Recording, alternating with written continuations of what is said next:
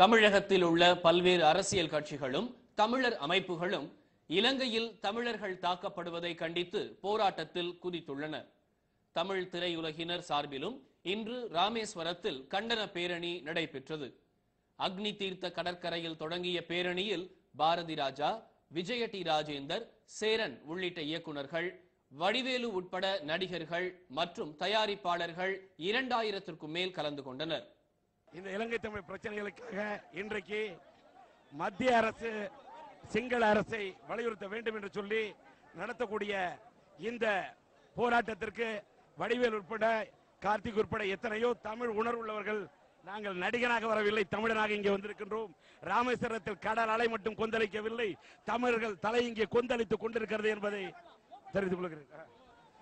தமிழ் இனம், தமிழ் இனத்தை அங்க இலங்கை ராணுவம் வந்து புதைக்குது, வெட்டி புதைக்குது. ஆனா புதைக்கிற ஒன்னொன்னும் பூரா விதைக்கிறதுங்கிறது என்ன அவனுக்கு தெரியலன்னா, நம்ம இனமே அங்க அழிஞ்சு நாசமா போய்கிட்டு இருக்கு.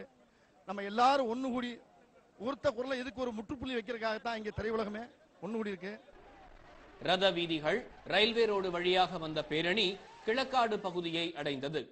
இலங்கையில் அப்பாவி தமிழர்கள் மீது சிங்கள ராணுவம் நடத்தி வரும் தாக்குதலை கண்டித்து கிழக்காட்டில் தற்போது பிரம்மாண்ட பொதுக்கூட்டம் நடைபெற்று வருகிறது. தமிழர்களை காக்க இலங்கைக்கு ஐநா சபை படையை அனுப்ப வேண்டும் என்று கூட்டத்தில் வலியுறுத்தப்பட்டது.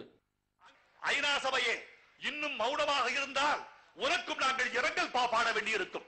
ஐநா சபையே, கொழும்பில் ஒரு இனம் அழிக்கப்பட்டுக் கொண்டிருக்கிறது, ஒரு தமிழ சாதி அழிக்கப்பட்டுக் கொண்டிருக்கிறது, ஒரு உலகத்தின் மூத்த இனம், செம்மொழி கட்ட இனம், உலக நாகரிகத்துக்கு பங்களிப்பு செய்த இனம் புதைந்து கொண்டிருக்கிறது. ஐநா சபையே, உன்னுடைய கிளைகளில் ஒன்றை கொழும்பில் நிறுவு, இன்னொரு கிளையை மட்டக்களப்பில் நிறுவு, கிளிநொச்சியில் நிறுவு, யாழ்ப்பாணத்தில் நிறுவிவிட்டு எங்கள் தமிழர்களை பாதுகாக்க வேண்டும் என்று உங்களை வேண்டி கேட்டுக் கொள்கிறேன்.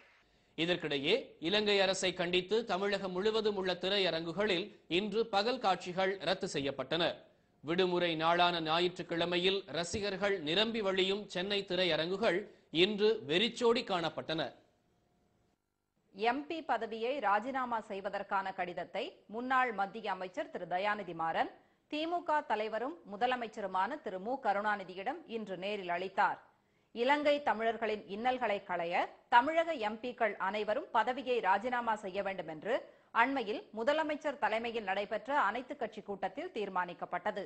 இதன்படி திரு தயாநிதி மாறன் திரு கருணாநிதியை அவரது இல்லத்தில் இன்று மாலை நேரில் சந்தித்து எம்பி பதவியிலிருந்து விலகுவதற்கான கடிதத்தை அளித்தார். இன்று தமிழக முதல்வர் டாக்டர் கலைஞரை சந்தித்து என்னுடைய நாடாளுமன்ற உறுப்பினர் ராஜினாமா கடிதத்தை அவரிடம் ஒப்படைத்துள்ளேன். இன்றைய தேதியிட்ட ராஜினாமா கடிதத்தை நான் அவரிடம் கொடுத்துள்ளேன்.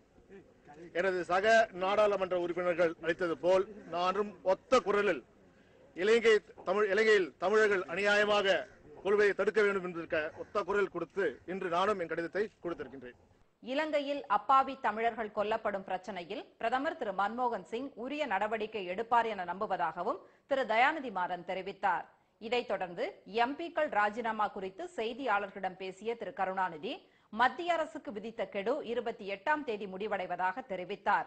அதன் பிறகே எம்பிக்கள் ராஜினாமா குறித்து இறுதி முடிவு எடுக்கப்படும் என்று அவர் கூறினார்.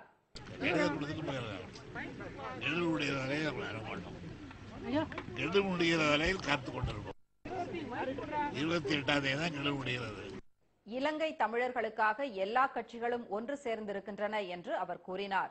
ஒன்று சேராத 2-3 கட்சிகள் தங்களை அடையாளம் காட்டிக் கொண்டிருக்கின்றன என்றும் திரு கருணாநிதி தெரிவித்தார்.